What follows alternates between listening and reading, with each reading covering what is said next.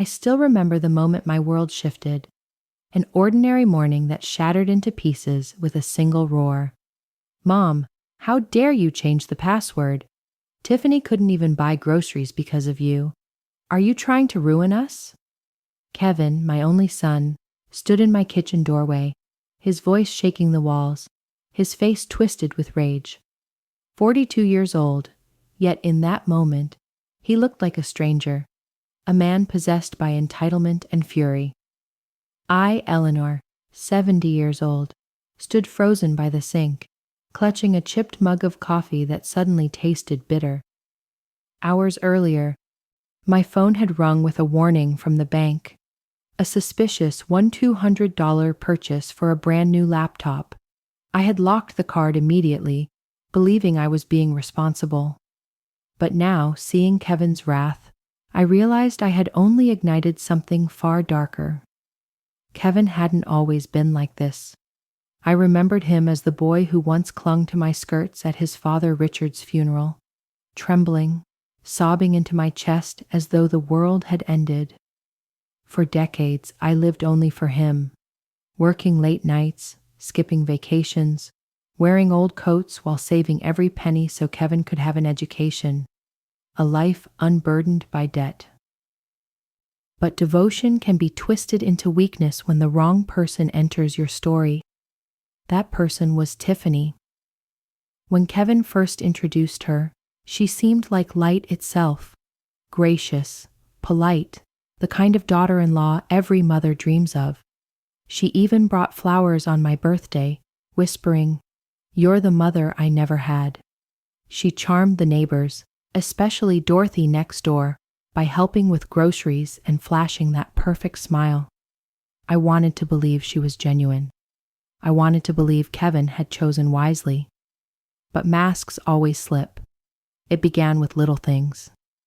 Tiffany borrowed my card for gas or for a doctor's bill.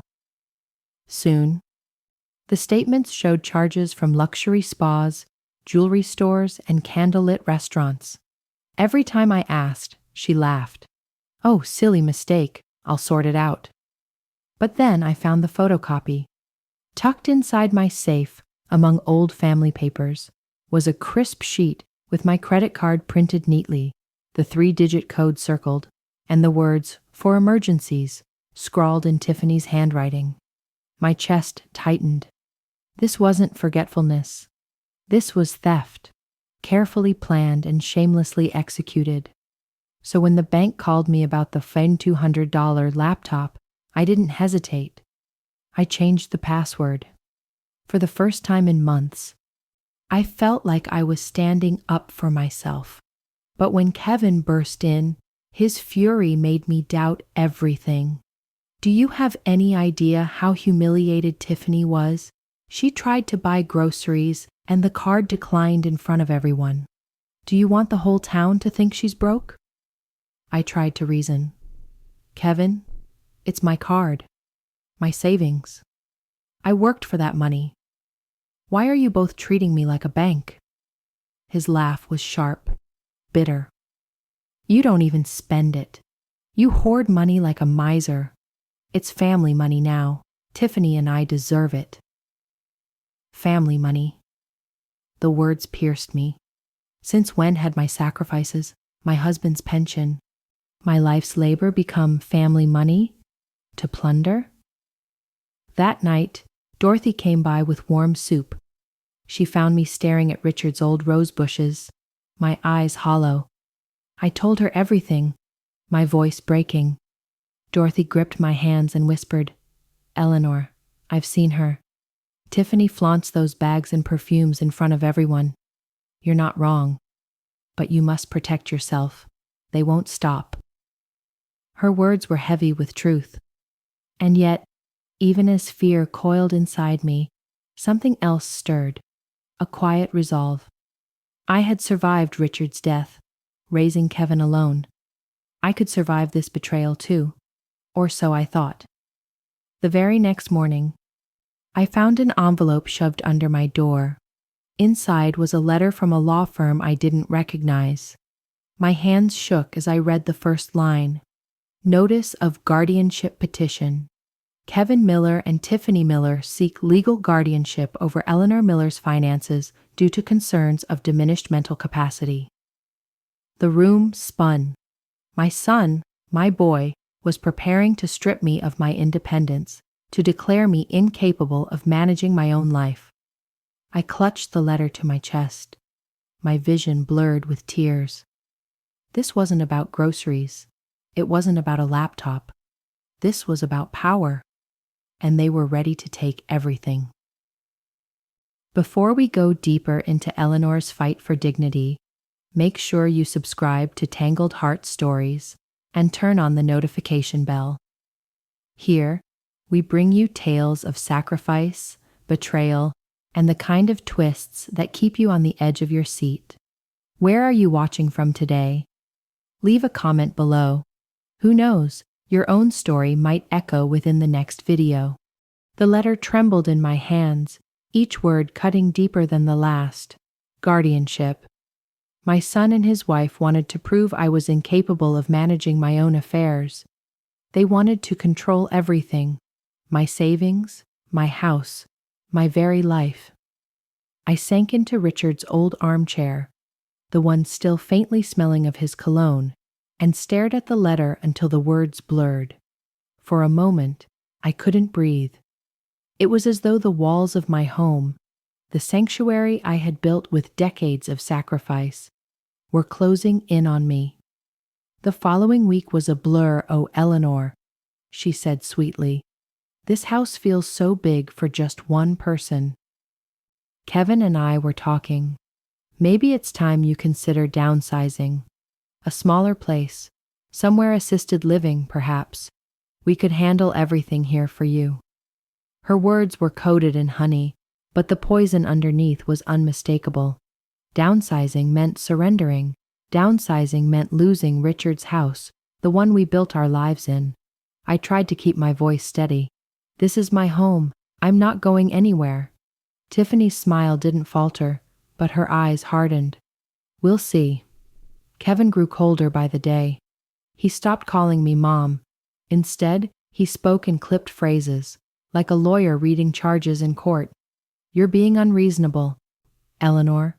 You don't know how hard Tiffany and I work. You don't understand the stress we're under. If you truly cared, you'd support us. But instead, you make us look desperate. Do you want the neighbors to think we can't provide for ourselves? The irony nearly made me choke. Desperate? They had drained my account for vacations, for designer handbags, for dinners that cost more than my monthly utilities. Yet they had the audacity to act as though I was the one humiliating them. Sometimes, I caught Tiffany whispering in his ear, her manicured hand resting on his arm, her lips curling with disdain as her eyes flicked toward me. I knew what she was doing, turning my son against me, poisoning him drop by drop, and Kevin, my boy, drank every drop. The gaslighting began. At dinner one evening, Tiffany accidentally knocked over a glass of water onto my bills and important documents. As I rushed to save the papers, she sighed dramatically. Eleanor, you really need to be more careful. At your age, it's easy to make mistakes. Kevin nodded in agreement, his fork tapping against his plate. Mom, you've been so forgetful lately. Maybe Tiffany's right. Maybe you're not keeping up. My hands shook. I wanted to scream. I'm not forgetful. I remember everything. But the words tangled in my throat, drowned by the weight of betrayal. They wanted me to doubt myself, to question my own mind. The harassment escalated. One morning, I found my car scratched. The words "crazy miser, old hag" scrawled across the side in red paint. My heart pounded as neighbors peeked from their porches. I knew exactly who had done it, though I had no proof. Later that week, rumors spread. At the grocery store, Mrs. Jennings from church gave me a pitying smile. Eleanor, dear, I heard you've been struggling with your memory. Don't worry. It happens to all of us. The shame burned. Tiffany had poisoned not just my son, but my community too. And then came the breaking point. Kevin stormed into my home with a folder of papers. He slapped them onto the kitchen table, his face a mask of icy determination. These are the guardianship documents. Tiffany and I have already filed. You can fight it if you want, but it'll only make you look more unstable. My knees weakened. Kevin, how could you? After everything I've given you.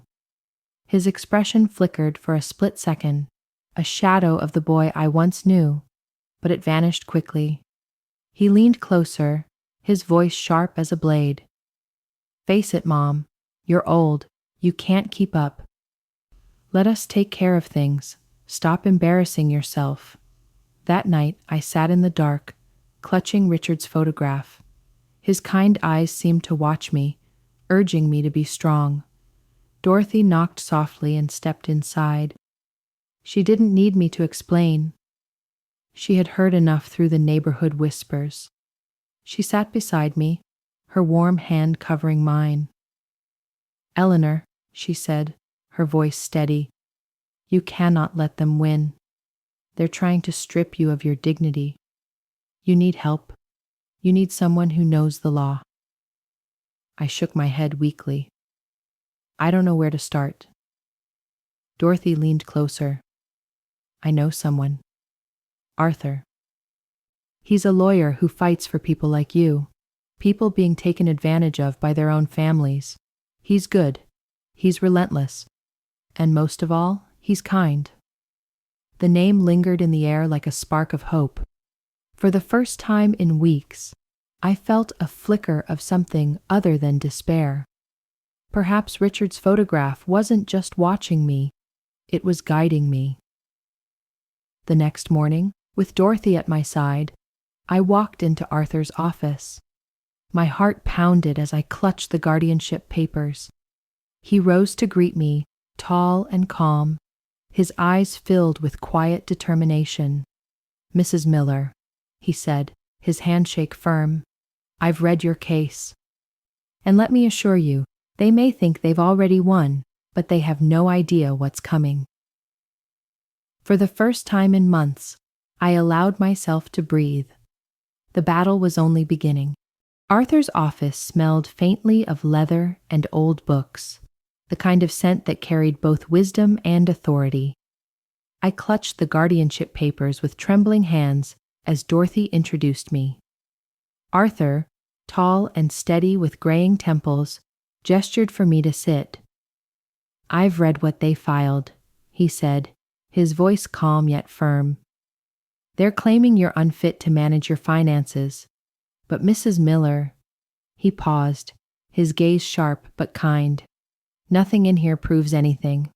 All they have are allegations. What they don't know is that the law demands evidence, and evidence can cut both ways. For the first time, I felt the ground beneath me steady. Arthur wasn't just a lawyer, he was a lifeline. That night, I sat at my kitchen table, the guardianship papers spread before me. Richard's photograph leaned against a lamp, his steady eyes almost urging me on. My tears had dried, my hands no longer trembled. For the first time in months, I felt something new, resolve. They want to paint me as weak? They'll soon learn how wrong they are. The next days were filled with preparation. Arthur advised me to gather every piece of financial evidence, bank statements, transaction receipts, credit card records. I sat for hours, combing through stacks of papers, circling charges I never made.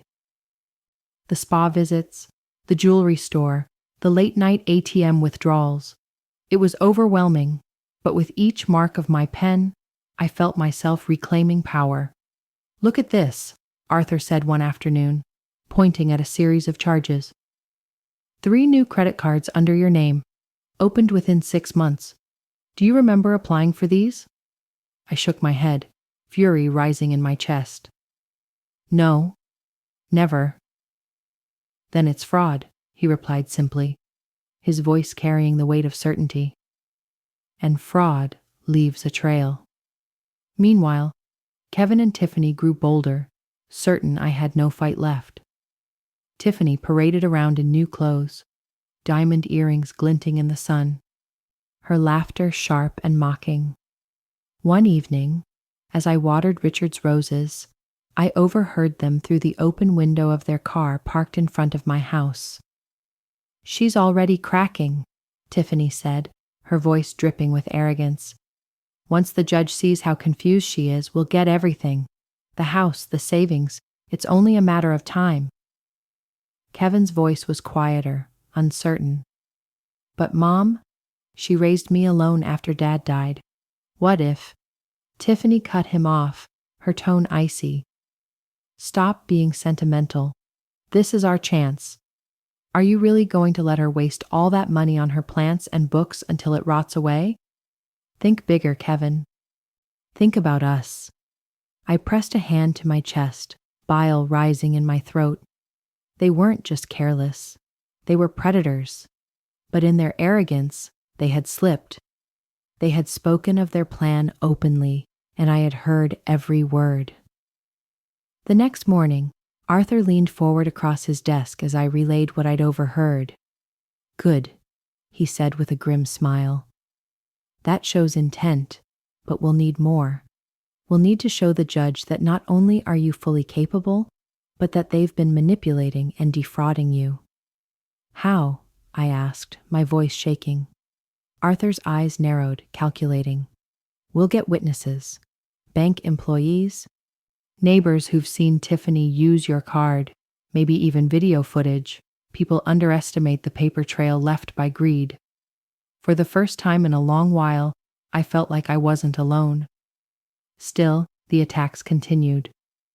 One evening, I returned home to find graffiti scrawled across my garage door. "Old lunatic." My stomach dropped, but instead of fear, a strange calm settled over me.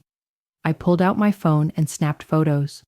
This time, I wasn't erasing their cruelty. I was documenting it. When I showed Arthur, he nodded approvingly. "Perfect. Every insult they hurl at you becomes another stone in their downfall." But the most chilling moment came a week later. I was sorting through Richard's old papers when I noticed something strange. My deed of ownership for the house was missing from the folder. Panic surged through me. After hours of searching, I finally found it. Stuffed into Kevin's briefcase, left behind in his rush to leave after yet another argument. My hands shook as I unfolded the paper. There, scrawled in pencil in Tiffany's looping handwriting, were the words, "Transfer to us after guardianship." The room spun. They hadn't just wanted my money. They wanted my home, Richard's home, our legacy. I clutched the deed and whispered to the empty room, "Not this house, not my Richard's memory. Never." Arthur's reaction was immediate. "This is it," he said, slapping the deed onto his desk. "This proves intent. They're not trying to protect you. They're plotting to steal everything." His confidence became my armor. That night, as I sat in my garden under the stars, I felt Richard's presence like a warm breeze on my cheek. I whispered into the darkness, "I'll fight for us, for what we built.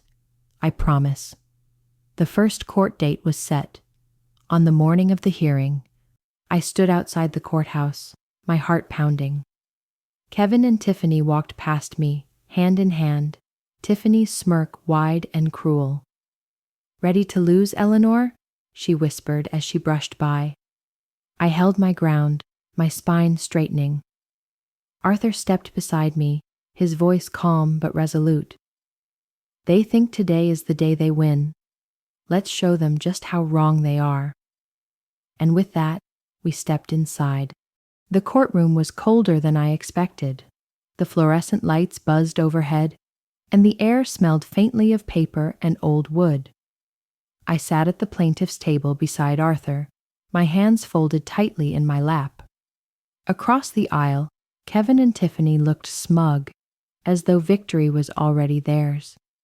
Tiffany leaned over and whispered something in Kevin's ear that made him chuckle. It broke my heart, but not in the way it used to.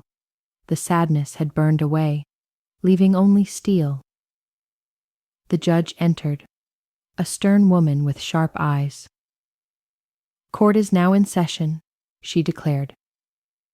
"We are here to address the guardianship petition filed by Kevin Miller and Tiffany Miller against Eleanor Miller." My name echoed through the room, and I felt every eye turn toward me. For a brief moment, doubt whispered at the edges of my mind. What if they convince her I'm unfit? What if they take everything? But then I looked at Arthur, his calm gaze steadying me. I drew in a breath and reminded myself, I am not powerless. Not anymore. Tiffany was the first to take the stand. She spoke smoothly, her voice dripping with false concern. "Your Honor, Eleanor is declining. She forgets things. She leaves bills unpaid. She even accused me of stealing when all I've ever done is care for her." She pressed a tissue delicately to her eye, a picture of fabricated sorrow. "We only want what's best for her. Guardianship is the compassionate choice." Kevin followed, parroting her words. "Mom has been paranoid. She makes wild accusations. Tiffany and I are worried she'll lose everything if someone doesn't step in. We're just trying to protect her." I bit the inside of my cheek until I tasted blood. Protect me? By draining me dry? Then it was my turn. Arthur guided me gently to the stand. My voice wavered at first, but as I spoke, it grew steadier. "I may be 70, I told the court, but I am not senile. I pay my bills on time. I remember every charge on my account, especially the ones I never made." Arthur's questions were precise. "Mrs. Miller, did you ever authorize Tiffany to copy your credit card?" "No," I said firmly. Yet I found a photocopy of it, with her handwriting on it. Murmurs rippled through the courtroom. Tiffany's smile faltered for the first time. Arthur called the bank manager to the stand. Mr. Lewis, a kind-eyed man in his 50s, testified clearly. "Yes, Your Honor, we flagged several suspicious charges: luxury spas, jewelry stores, electronics. When we contacted Mrs. Miller, she immediately requested the card be locked. She has always been prompt and coherent in our interactions." Next came the shocking evidence. 3 credit cards, all opened fraudulently under my name. Arthur held them up like weapons. "Your Honor, Mrs. Miller never applied for these, yet they carry her name, her credit, and thousands in debt." Gasps filled the room. Tiffany's hands clenched in her lap. Kevin shifted uncomfortably, his face paling.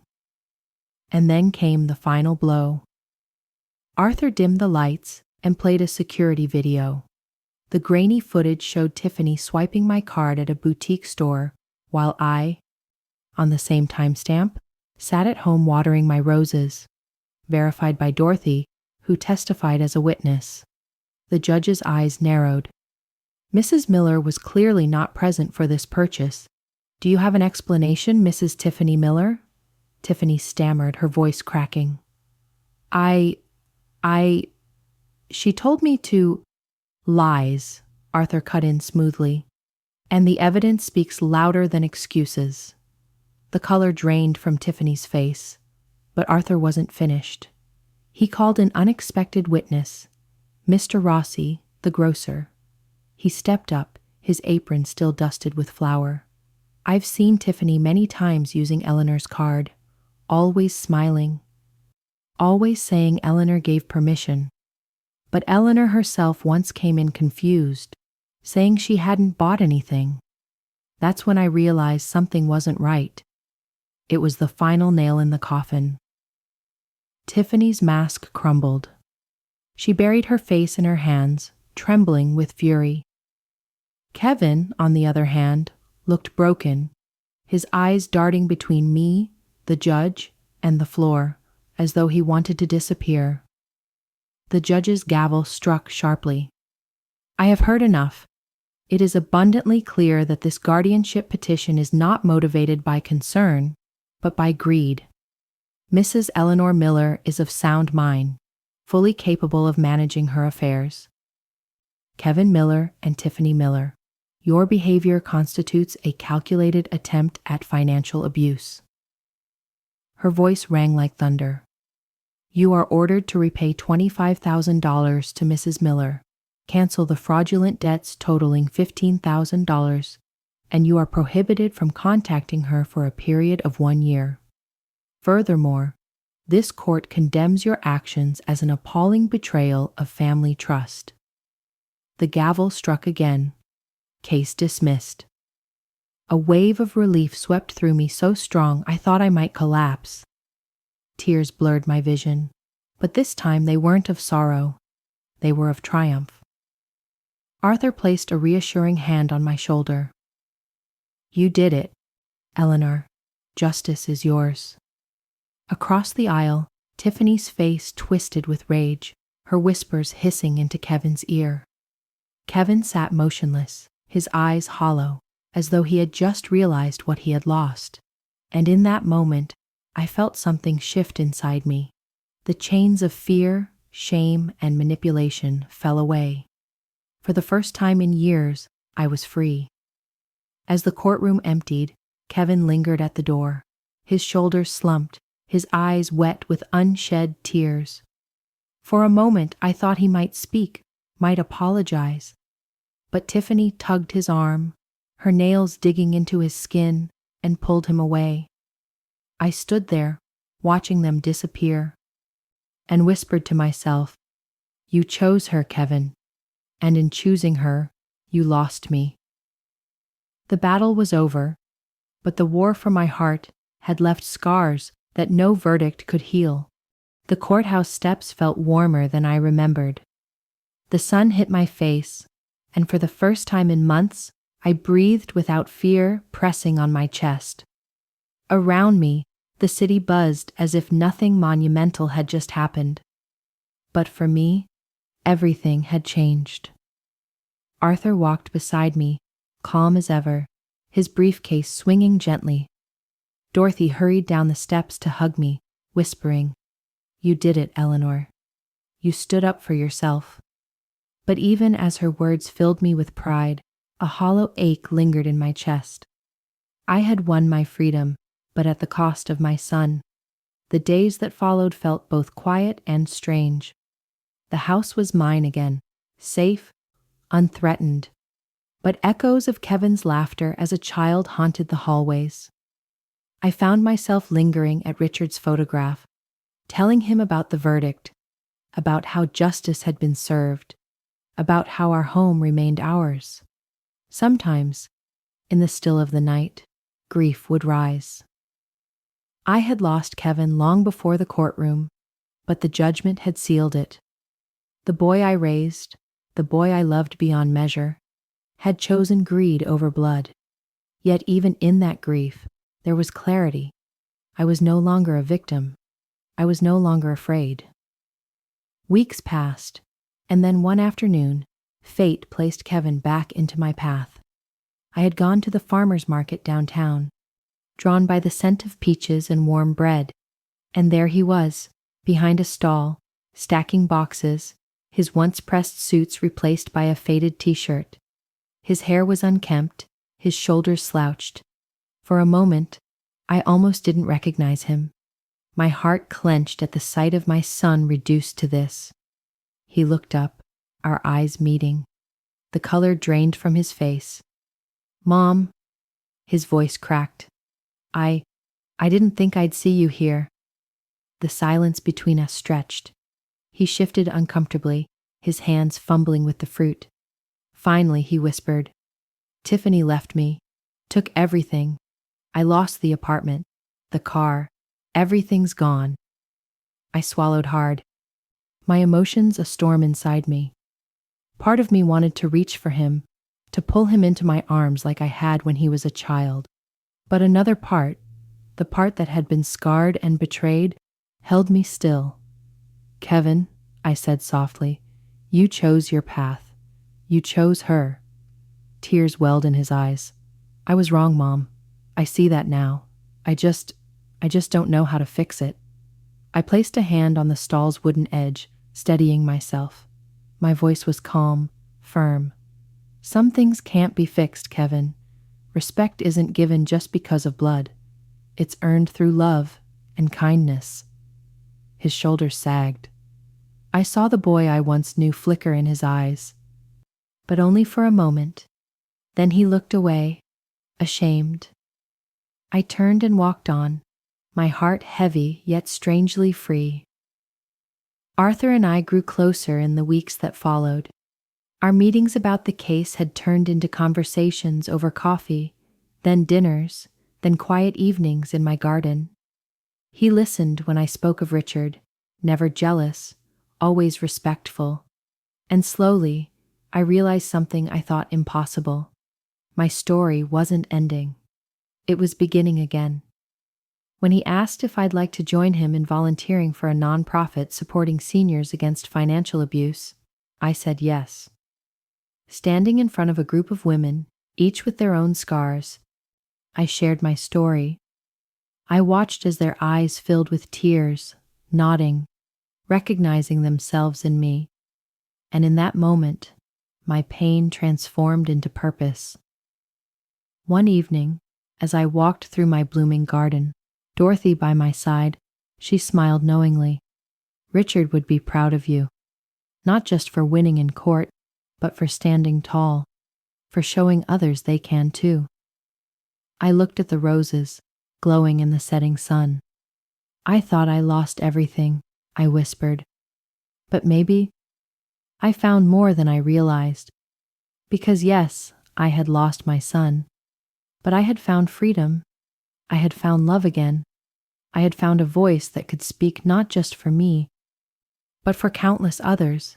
In the end, justice was served not through vengeance, but through truth, courage, and the law. Kevin and Tiffany's greed destroyed them, while my resolve restored me. If there's one thing I've learned, it's this. Blood may bind us, but respect is earned. And no one, no matter how close, has the right to strip you of your dignity. If you've ever faced betrayal, if you've ever been dismissed or taken advantage of by those you trusted most, you are not alone. Here, every story is a reminder. We deserve respect, love, and justice. If you were in my shoes, what would you have done? Have you seen families torn apart by greed? Share your thoughts in the comments. Your voice matters. And before you go, don't forget to subscribe to Tangled Heart Stories and ring the notification bell. Here, you'll find stories of sacrifice, betrayal, and the twists of fate that prove one truth. Justice always finds its way.